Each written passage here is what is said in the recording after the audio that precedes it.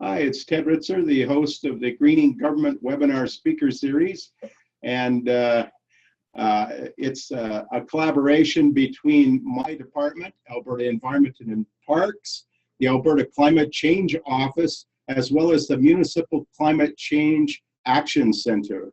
And our format, the way it works is we've got presentations for 40 minutes, followed by 20 minutes Q&A.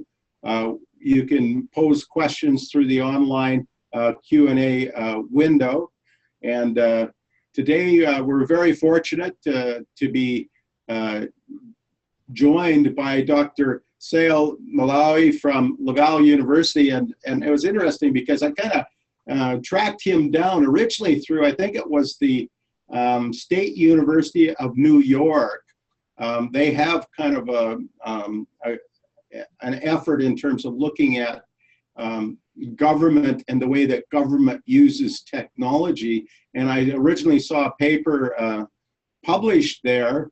I think it was Teresa Pardue, if I got the name right, who is the executive director of that effort at that university. And I saw one of the papers published that listed the cial, and I was really fascinated with his work related to collaboration related to smart cities around the world. And just to give you a brief bio of cial, he's president-elect of the Digital Government Society and also the co-founder of the Smart Cities, Smart Government Research and Practice Consortium. And when I originally chatted with him about what we could possibly have him present, he's doing some sort of state-of-the-art research on the use and monitoring of social media by citizens from a government kind of analysis perspective. And that's really the presentation today.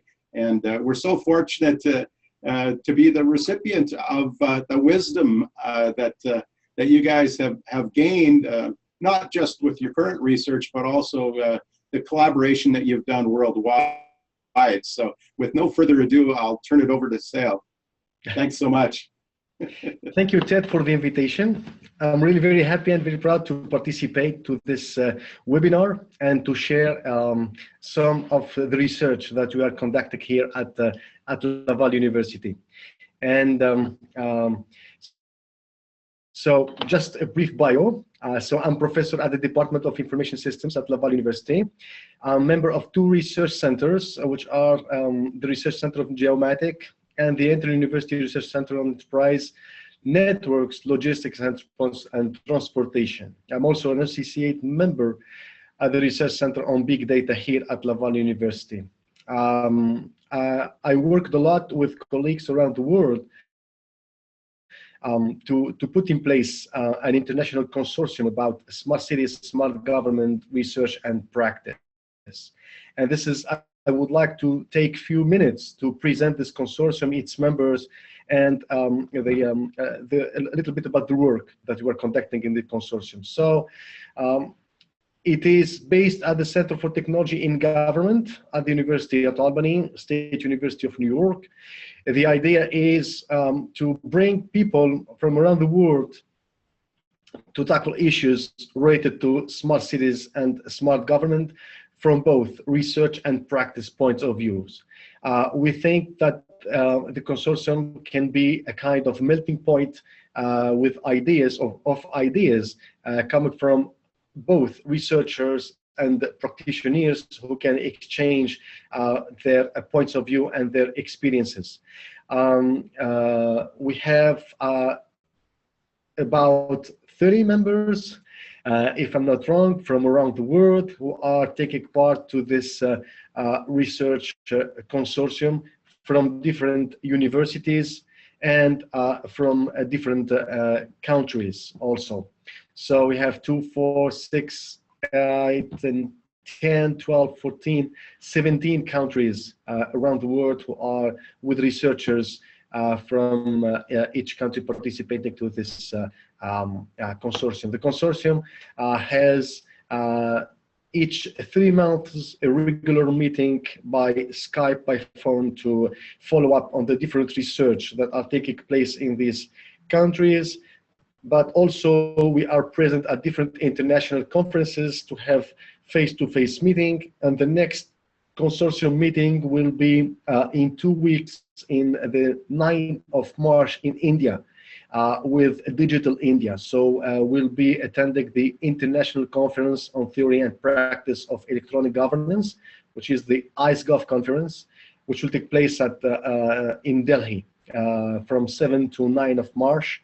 And the consortium meeting with the support of Digital India will take place on March 9th.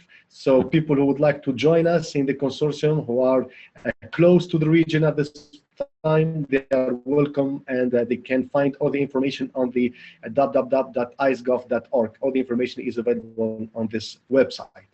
But also I would like to make some background on the foundations of this presentation and where the interest to citizen participation came to my desk to work on this research with my students. And I would like to note also that this presentation was prepared by my two PhD students, Amal Marzouki and Zainab Trabilsi, who are working also on smart cities. They are both PhD students.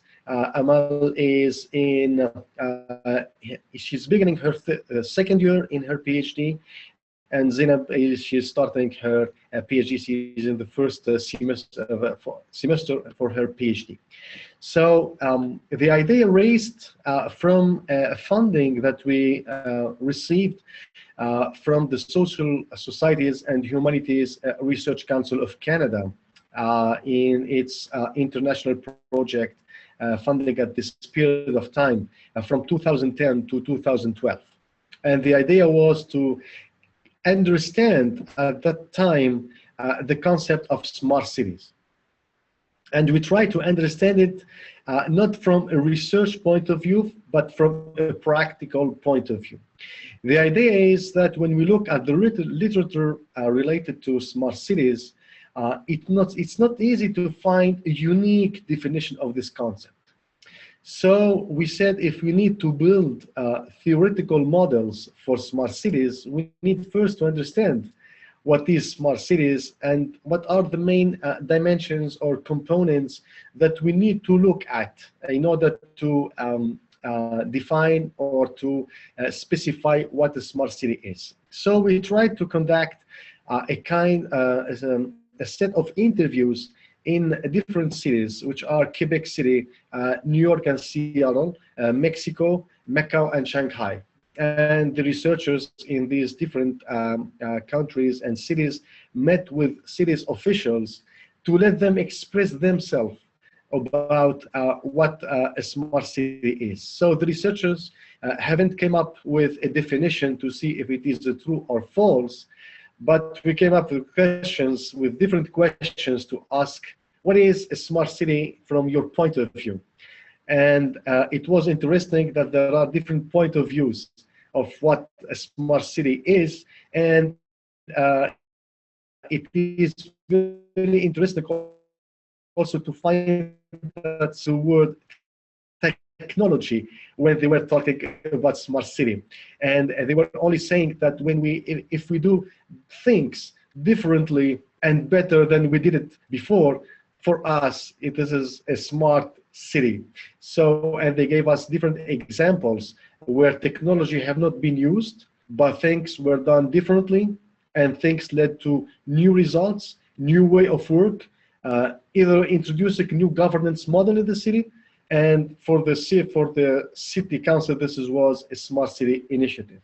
So this study has been published in 2012, and the study is now referred to by more than 645 or 50 citations in the world right now. So we came up with 8 dimensions that we can see to understand what a smart city is. And these dimensions are technology, organization, policy, economy, people, communities, governance, natural environment, and built infrastructure. And it will be very interesting now to reconduct a new study in order to see if this model is still valid or not.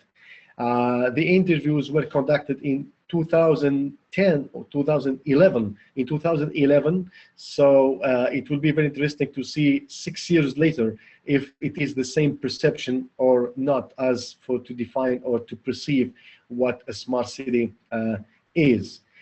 And from this framework, one things attracted me, which is people and communities. And it attracts me for two reasons. The first reason is that during the interviews that we did, several people have talked about the importance for cities to listen to their citizens. And people would like to see if there is a model that can be put in place, let's say a governance model, where we change our ways of deciding, of doing things by co-creating with citizens. And at this period of time, people weren't able to say that we have this governance model. So, and this way of discussing with people, with our citizens. And the second element is that in Quebec City, there was kind of a video posted by the mayor in 2013 on his Facebook page. And he received about 600 comments from citizens about issues related to the city. So I took the phone and I called the city and I said, you have 600 comments that are now on your Facebook page. And I've copied and pasted all these comments, and they were about 72 pages. And I asked the city, I said, who is going to read these 72 pages? Who is going to analyze them? And what kind of feedback are you going to give to your citizens who took the time to write all these messages? And this was challenging for the city, because they said, we cannot do it every day. We cannot every day look at our Facebook pages or tweets or forums and then start reading these comments and so on. So it was very interesting to think about the citizen participation and how we can help cities to extract this input from citizens in a certain way that I'm going to talk about by the end, so that this can be an added value for the city to understand what are people talking about, different issues in their cities. But this can be generalized for government or for any public participation. So what we needed to look at first is, what is this concept or this history of citizen participation? So we found different definitions in the literature, and we found that this is not a new concept. This is concept dating from back to the 80s, if we want. But now with technology, it has emerged as very large and widely used and widely adopted by citizens. So it's kind of a procedure designed to consult, involve, and inform the public, to allow those affected by the decision to have an input into that decision. So we ask the question at the end is, so when we move to technology, we call this e-participation. So how e-participation can be used by governments right now in order to tackle the issues that citizens are facing, and how we can take advantage of this information, how we can treat it, how we can extract knowledge from it, and how we can bring this knowledge to the office of decision makers. So this made the concept of intelligent government emerging. And we find this concept right now in different tribunes, in different presentations. We're talking about intelligent government, smart government, but all these concepts are leading to main challenges, which are how to make our government more open, more transparent, and consultative. So these can be defined, as I said, as smart government, intelligent government, but we need at the end the tools that can support this public consultation process, which is made now electronically instead of being physically conducted. And there is a difference between a physical public consultation and an electronic public consultation. In physical public consultation, there may be people in the room that would not like to talk about in front of all the citizens who are there. There are people who can take the microphone and talk about 10, 15 minutes, so they take the speech for them. But electronically, people can write, can express themselves with no limit in time and in space. So this is why it becomes very interesting to governments to see how they can design their service, how they can work with citizens for their public policy and for decision making. So purpose for this public consultation, electronically done or in physical way, it's about regulation, law enforcement, cross-agency collaboration, knowledge and human resource management, political participation and transparency, public sector information, service provision, etc., etc. This is not an exhaustive list of why we conduct e-participation, but it is a way of communication that can take place between governments and their citizens. But now, what's making this issue and what make the public participation a big issue is the rise of these social media. And now people can write on Facebook, people can write on Twitter, people can share photos, videos on Instagram, on YouTube, so different on LinkedIn, so different platforms that are sources of information. And these sources of information have to be exploited, I think, by governments, because there is a lot of knowledge encompassed in these sources.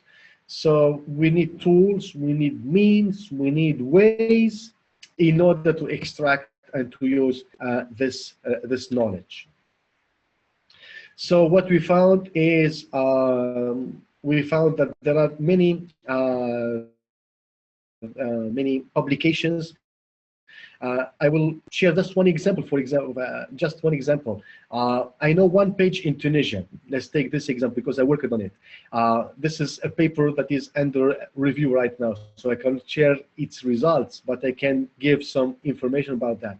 There is a page on Facebook with more than 50,000 people connected on this page to relate any abnormal situation in cities. So people are sharing photos, are sharing videos, are sharing links, are posting information. So at the end, you ask the question, how can decision makers deal with this page? It's around 2,000 posts per month. So for 1 year, it's about 24,000 posts without considering any comment to read. So if we include the comments that people made on each post, this makes huge amount of information that people, that decision makers have to look at, but they don't have time for, and they don't have resources for. So this social media has created a new forms of political participation that need to be considered and that need to be looked at.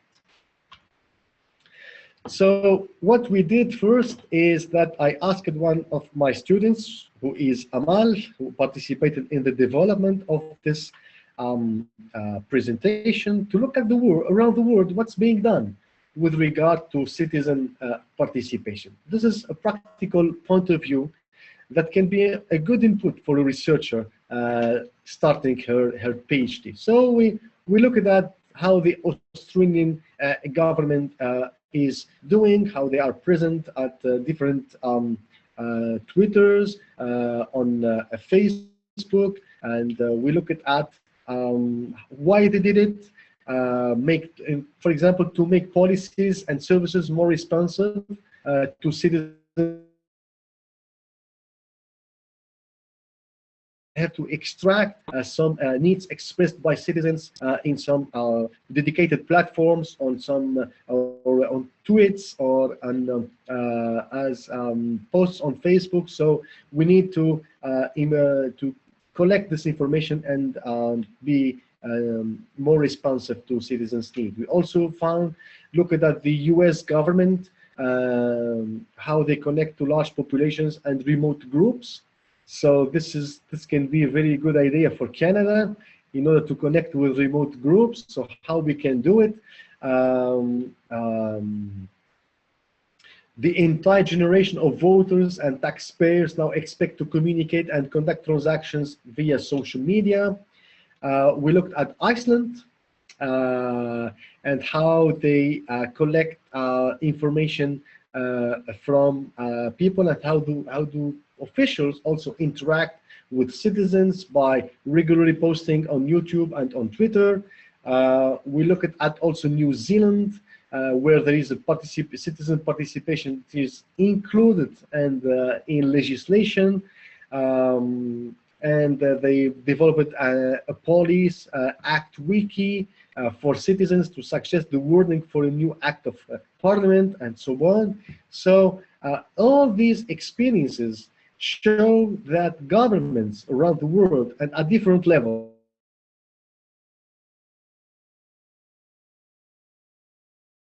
at the federal level, national level, or at the municipal level, are more and more looking at this concept of e-participation and how we can take advantage from the e. Public participation were implemented in Canada. So if we take the example of Canada, we are conducting all these public consultations for years and years. But now with the E and with the emergence of different sources of information, it becomes very important to see how we conduct this public participation in this new form, and how we can extract and use this data. So what we did is that student Amal and asked them, can you please look at literature and can summarize this literature to better understand how how citizens perceive a citizen participation process. So this is from a citizen's perspective and not from a public administration perspective. And what citizens are perceived, and this is from the literature, it is not an on-field conducted research. This is what we found from the literature. Now we need to assess these results in future research with citizens to assess the results that we found from the literature. But what we found is that there are mainly 4 steps. The first one is solicitation. The second one is involvement. The third one is influence. And then is implementation. So the solicitation phase is just asking people to please give us your opinions regarding to an issue, policy, project, whatever you want. So this is a pre-process. So this is where the city government decides to look at citizens and say, please, we need your input. And then the city can conduct both the physical consultation and the electronic consultation. And then there is the involvement. And this involvement is where citizens express their points of view. So this is where citizens will give us their input, their ideas, their concerns, their needs related to either policy, an issue, or a project. So this is the major step in the process, because without this input, we'll be missing some data at the end. And then there is the process of influence. Is that the way cities or governments will use this input from citizens? How would you collect it? How will you manage it? How will you extract knowledge from it? How can you transform all what people have said into priorities, into ideas, and so that all this input can be considered, can be taken into account in a decision-making process. And then the final step in the implementation itself is that the extent to which public input was incorporated into the final decisions, and how decisions and the public's input into these decisions were communicated to the public. So this is how the government can give a feedback to citizens to show them that what they have said have been considered in the decision-making process. We need this post-process step because it is the major element to build a kind of confidence between citizens and governments. Without any feedback, citizens will say, so what else? We gave our opinion, we wrote messages, we spent our time, but what decision makers or what governments have done with our input? So without this feedback, they will say, okay, it is as usual, they haven't considered our input, so the next time when we'll ask them to participate, will not participate. And this is not what we look at, but in contrary, we look at that citizens can be more engaged in building their societies and more interactive with their governments in the two ways, from citizens to governments and from governments to citizens. So this is our literature have showed us as processes for citizen participation.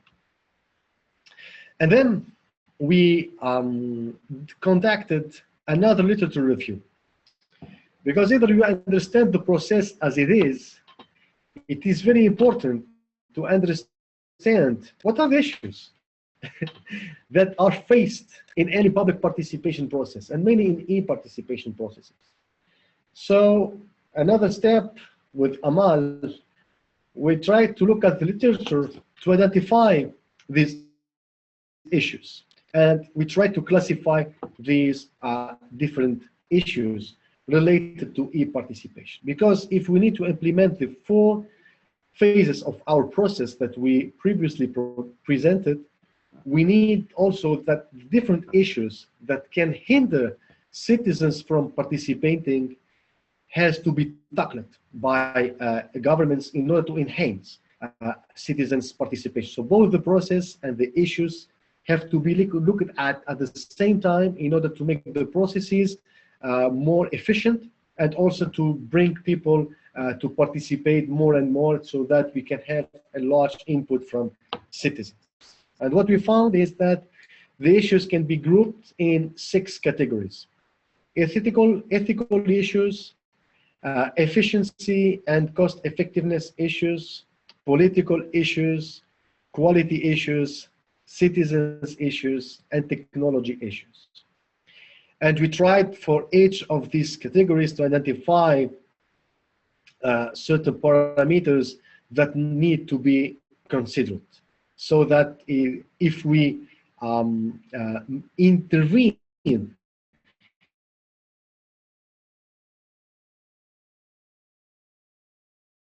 just if we take the ethical issues, we can see that the information quality is one of the issues that need to be tackled. So who says that the right person is behind the screen?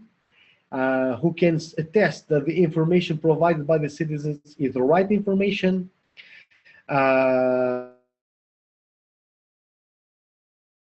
Trust. So how can we trust people who are sending these messages? How we can ensure that these are not robots who are writing these messages and posting them?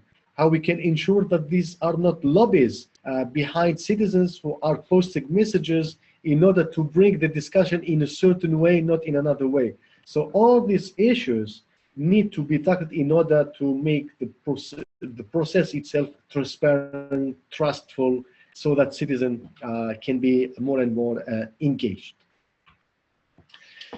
So just to go through these different issues rapidly and to present them.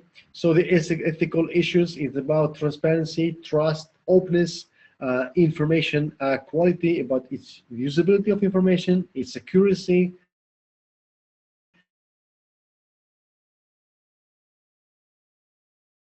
and are related to ethical issues.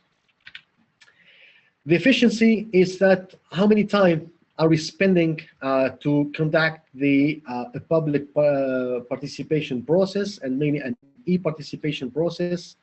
What is the return on investment on this process? What are the inputs that we collected from citizens? How these inputs were valuable for the administration in order to take decisions. So all these elements have to be considered, because it becomes costly to conduct e-participation processes, but at the end there is no valuable input for the administration and for the decision makers. So at the end, the administration will ask the question, why are we conducting public consultation or e-participation processes? So it is very important to assess that we have a certain return on investment from these public participation. Also, there are political issues which can be related to conflict of interest, for example, at some point where the decision makers are part of the process itself, or are involved in commercial things related to the process itself, and so on. So it is very important to conflict of interest, of legitimacy, and also with power relations. So it is very important that we ensure that there is a political willingness to conduct a citizen participation process, and we ensure that also at the political level, people will be hearing to their citizens and will show openness to accept what citizens will provide to them. We can also talk about quality issues, misunderstanding of real problematics. That is, a city can decide to make a public consultation on issues that they are not really issue, or in a way that it is not answering any citizen's need, because the city has misunderstood what people want, or what people are claiming. So these are important, and also the need for in-depth quality analysis, coherent evaluation frameworks. So how can we ensure has been well conducted? How can we ensure that we have a good representation of citizens in the public consultation itself? How can we ensure that all the data has been processed? So all these elements we need to ensure that have been well conducted. Citizens' issues, and these are related to involvement, influence, and context. And I will stop a little bit on this context. Involvement, what we see is that there is a drop in citizens' involvement, unfortunately, in several public consultations. We are seeing that there is a drop in the influence of citizens on decision-making processes. But one of the issues also that we found is the citizens live in context. And just to give two words about this. We've been meeting yesterday, me and Amal, with a private company. I will not give the name because it is still confidential. But just to give few words, is that the concept of context is really attracting more and more cities to understand when people send their messages, who are they, where, in which part of the city are they living, and what are the concerns in this part of the city, and what are the concerns, the income, and the context of the user itself, because this can give them a real map of different issues, different needs that can be expressed in different parts of the cities regarding the disparities from either income, from education, from gender, and so on. So the citizens' living context is becoming one of the main components that cities would like to look at in order to process the data collected from citizens. And in this new research project that we are building is that we're going to investigate tweets, and we collected with the private company around 200,000 or something like that, similar on public transportation in Canada. So what we're going to do is to investigate this data, but contextualizing this data. Since it is related to Canada, so the provinces are not similar, the cities are not similar, and the issues expressed in different parts of the cities are not similar. So we're going to add a new level of data analysis by adding this context, and we are going to model this context, to define the context, and so on. Then there is the technological issues, and one of them is the digital divide. And unfortunately, this is one of the issues right now. Maybe in 10 years, in the next webinar with Ted, maybe we're not going to talk about digital divide because all the citizens are aware of this new technology. But today, there is a digital divide for the use of technology. So how can we help eldest, for example, how we can help poor people to access technology, to express themselves, and provide them a new mean to express their needs and their concern. And also we found that there is a lack of exclusive e-participation technologies. That is, people are using Facebook, people are using Twitter, people are using YouTube, LinkedIn, and so on, but there is no common space that people can use to express themselves. There are some initiatives around the world to build these kind of single point for e-participation technologies in different countries, but we are at the starting point right now, and maybe there may be specific technologies for e-participation. So what we found that from this research is that citizen participation is a multidisciplinary field. So as an IT researcher, I cannot say that I can by myself work on citizen participation, because I will lack knowledge about social issues, political issues, and so on. So citizen participation is a multidisciplinary field and requires interventions and work from people from different disciplines. And just to give a few words also about another research project that we are asking for funds from the government of Quebec, is with colleagues in working on laws and colleagues working on decision support systems. And the idea is to work with people in Tunisia to build what they call the climate local plans.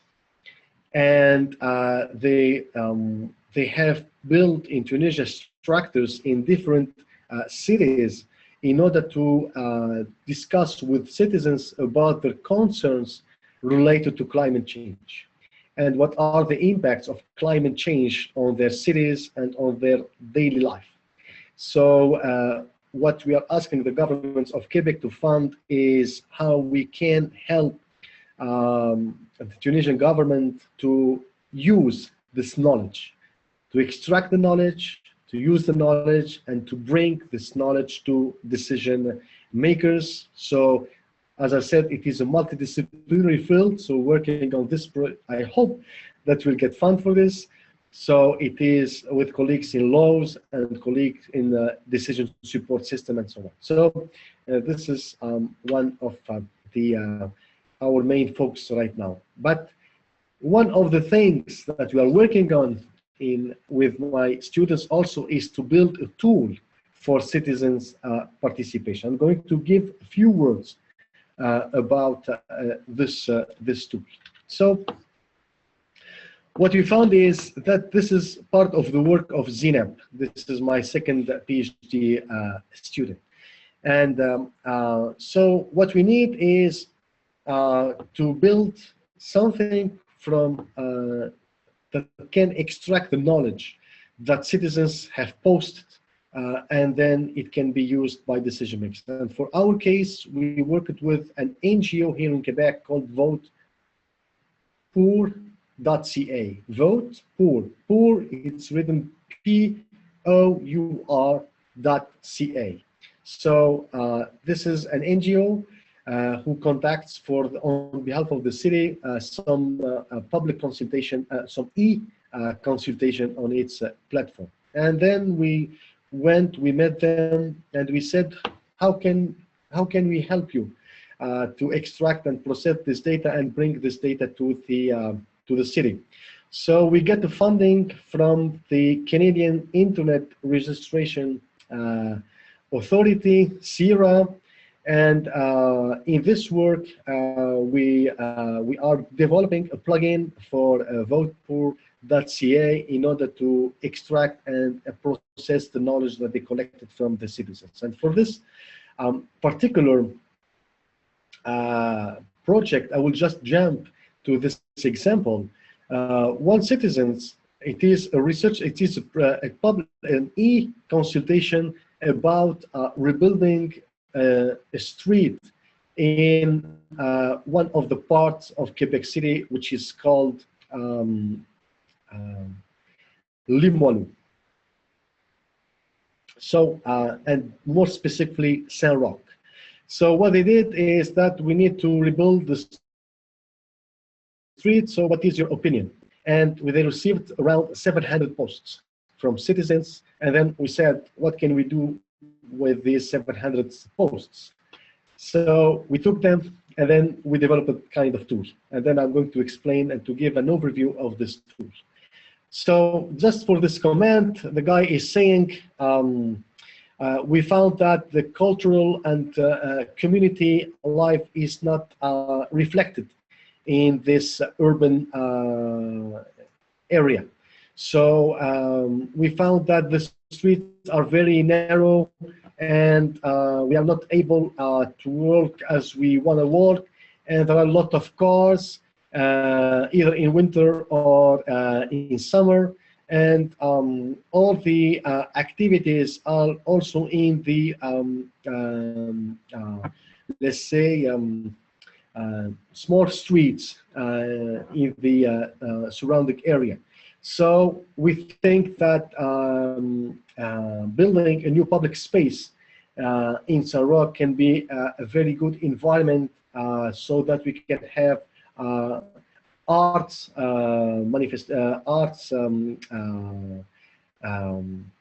expositions, and a public market. So this is mainly what the message is saying. So when we look at this sentence, at this paragraph, but we have 700 paragraphs, and it's not one public consultation, because on votepour.ca they have tens of public consultations. So what can we do with that?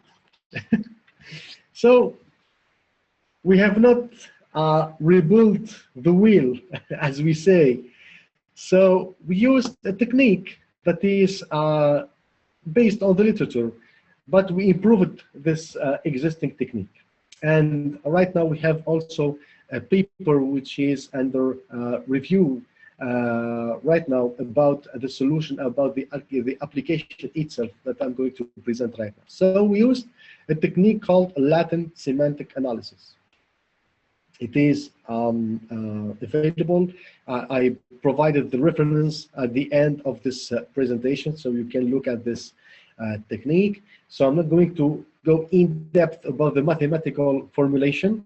but I'm going to talk about the how we used this technique. So what we did is the following: is that for each message post, for each post, we looked at what is the post talking about, and what are the keywords that are describing each of the subjects. And a post can encompass 2-3 subjects in a post. As I presented in the example, they were talking about narrow streets, they were talking about cars, but also they were talking about arts and public market. So 4 different subjects in the same post. So what we did is we took the 700 messages, we split them 20% for learning and 80% for not learning. This is for testing. So the 20%, we worked on the keywords, the subjects, and what we did is we built a matrix with in the rows the different subjects, in the different keywords, in columns the different subjects, and the values of the matrix is the occurrences of each keyword for each subject.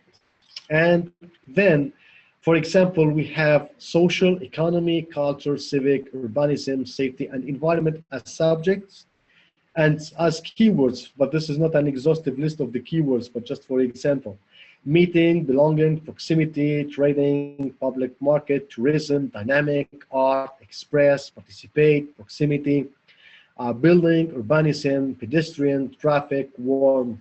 And then we build the matrix. This is an example. And this is, building this matrix is the key issue. If you have a good matrix, you will have a good classification. If you build a bad matrix, you will not have a good classification. So this is where we worked. We worked with votepool.ca in order to validate our learning. Since we are not specialists in the domain itself, because it can be either for the city, it can be for other issues. So we looked at experts of the domain and said, for this post, this is how we classify it. This is the keyword that we found. Is this okay or this is not okay? So we need a step of validation. So if you need to implement this at government's level, at cities level, we need always to work jointly with someone from the administration in order to validate building this matrix. Otherwise, the input will not be good. And if the input is not good, then the results will not be good. And then, after validating all the matrix and the way we classify the subjects with the different keywords, we look at our tool and then we passed all the data. And then we modified a little bit the technique itself, because it is not a common text that we can find on posts, because people can write different words to express things. They can shorten some words to express something. So we need to tackle these syntactic issues related to how people are writing. These are not official documents. These are documents written by citizens on the fly from their phone, with errors, mistakes, and so on, or sometimes shortening a word to express something. So all these issues need to be tackled. And this is what we did in our algorithm, is to consider these ways of these syntactic issues beyond the algorithm itself, how it is working, in order to improve the quality of identifying the different subjects. And what we found is that we come up with a good result, I can say, with 80% of good classification of the commands that we tested with the system. And we validated our results by ourselves, but also by discussing with the experts at votepool.ca to look at the test sample and see if the classification of the test sample have been well conducted by the tool or not. And after discussing with these guys, we come up with the 80% of validation of the results that we found. So I think I'm on time. As for conclusion, now what we are working on with Amal right now is to enhance e-participation tools with visualization tools. And we found that in the literature that researchers are saying that if we augment e-participation tools with visualization tools, then you can improve the engagement of citizens. So we are working with colleagues in the Center of, on the Research Center on Geomatics to enhance the data and the context that I talked about a few minutes ago, to include the context in this visualization. So, and the second element that we are working on is with Zineb for her PhD, is to extend our tool to work on people, on health, and specifically on people expressing on different discussion forums about diabetes and how they are living with diabetes and the different issues related to diabetes. And we're working on this with the University Hospital Center, let's say, in order to give a new input to doctors and to decision makers on the health domain about diabetes. So these are some references. Thank you for your attention, and I'll be very happy to answer any question. Thank you, Dan. Well, that was wonderful. If people want to pose some questions through the online Q&A function, and just to give folks a while to start posting questions, but I don't know whether you can see the title on this, but this is the most recent Pew research report on social media, cial, and in it they talk about 68% of US adults have got Facebook accounts, and 79% of Americans in general have Facebook accounts. So I mean, this whole area of social media analysis is like an incredible well of citizen expression. There's the first question is, thanks so much for the presentation. Is there data about if people are actually more willing to contribute online compared to in person? More data. What we found in another paper that I haven't referred to, but that we also published in 2016 about a literature review also on citizen participation. And we found that in some studies that there are more people posting on e-platforms, let's say, to participate than people coming on physical public consultation. So we found that in some studies that the no limitation of time and space for citizens give them the opportunity to more express themselves. So these some of the literature that we found also. Mm-hmm.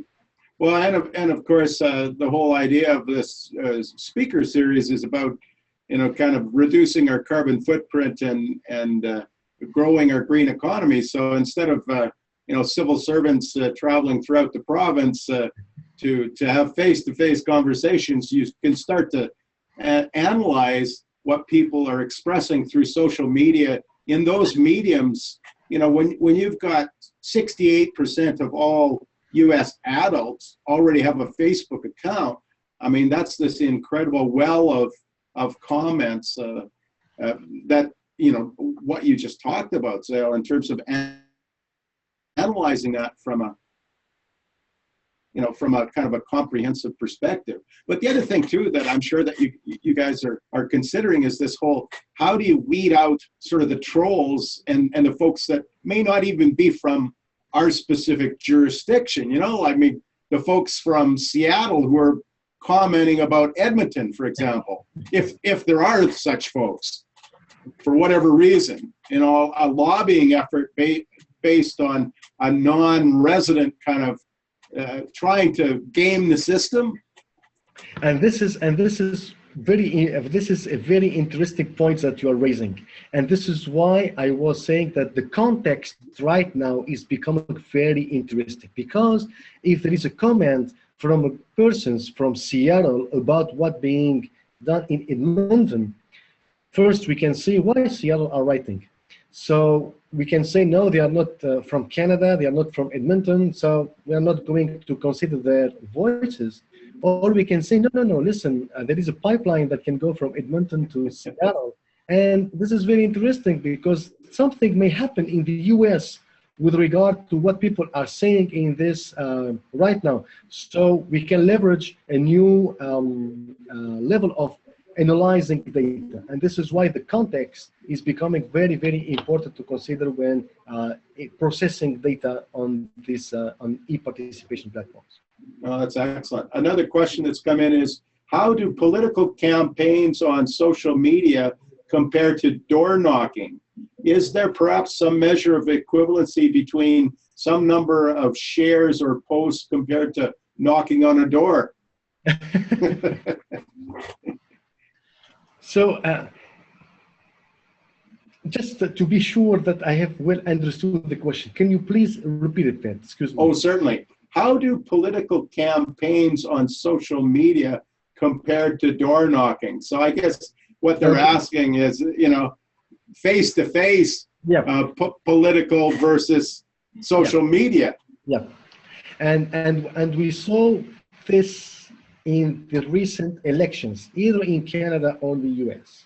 And we saw the impact of social media at the political level to attract and to influence people.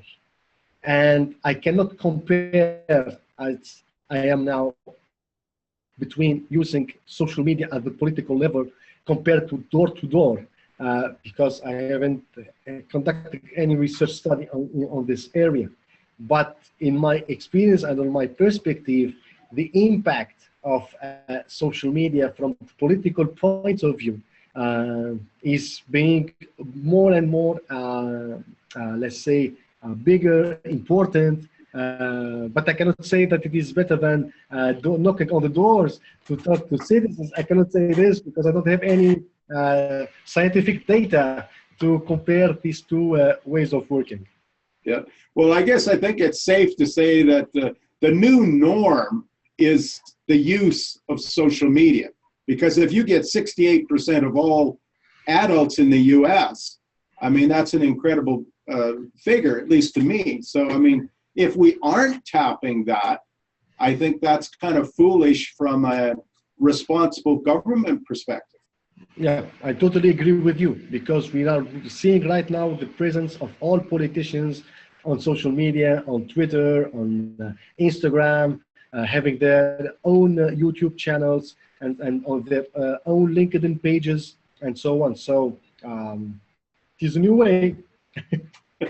Well, I also think it's strategic for governments still to partner with academics like yourself and institutions like Laval University to help governments, you know, do justice to that potential source of feedback that's already being expressed, and do it in a comprehensive and an intelligent way.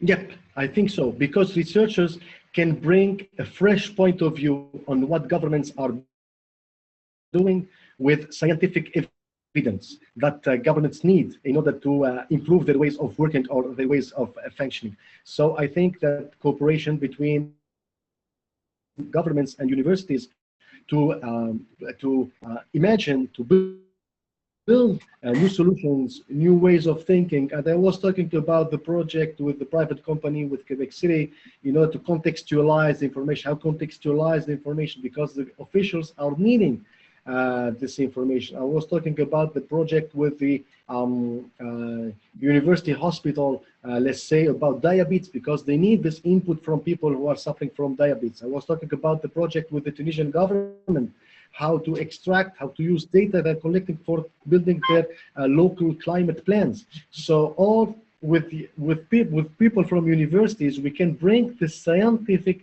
evidence of solutions, and we can say it will work or it will not work. If it works, it will be good for governments to build the solutions, to work with the private sector. This is their job.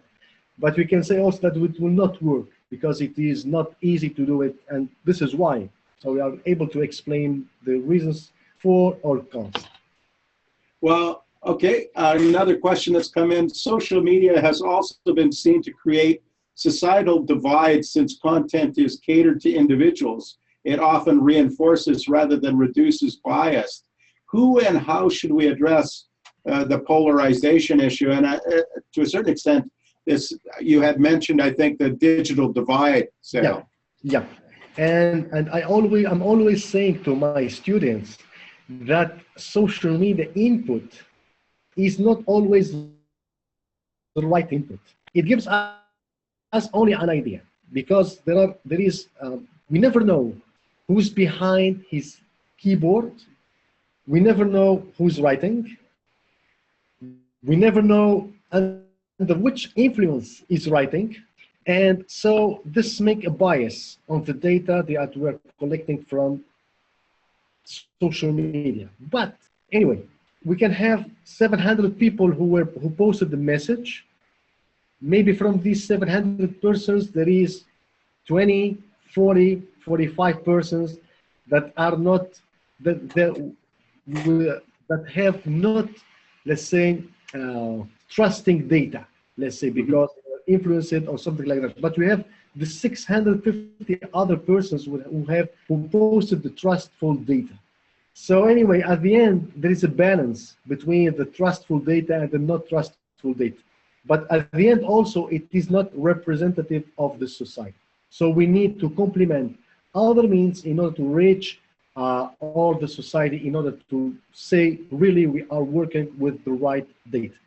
But now, another question's come in. Can the smart city framework be applied to a rural context? Rural context, okay.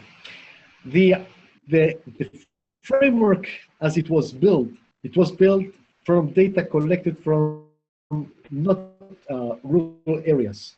So I think that rural areas may express other needs, but I don't think that they will be 100% different from what we found. But there may be slight differences. And I can give an example. I met with a mayor of a rural area in Quebec who has only 120 persons living in his municipality, which is about 3,000 kilometers square. And he's saying, how can I make my city smart? So this is an issue because he will be talking about the rivers, he will be talking about natural resources that maybe in Montreal or in Shanghai or in Macau, they have never raised the question of natural resources. So this is why I think that the framework itself need to be adapted to rural areas, but cannot be applied as it is because the needs are not the same from between these different cities. But the basic framework that you identified could potentially be applied rural, urban, in between, for that matter. Yes, this is what I said. In 80%, 90%, it will be the same, but there may be a slight difference of 20%. This is what we need to identify for rural areas.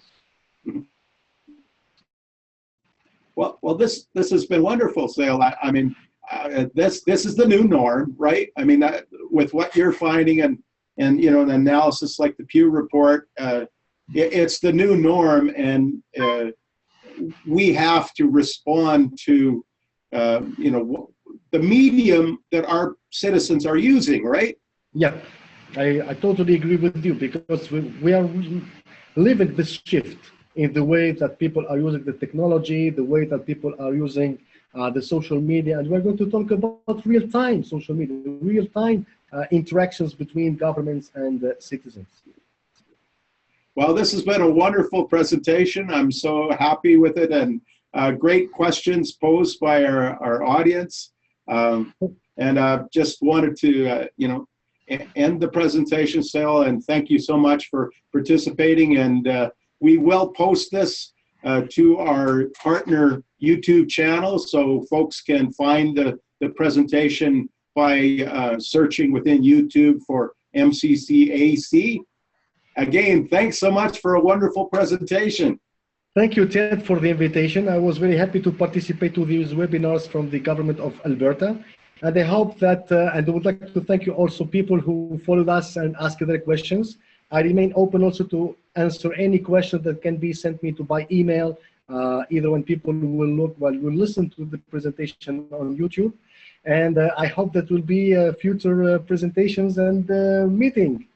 Absolutely. Great. Thank you. Well, thanks so much.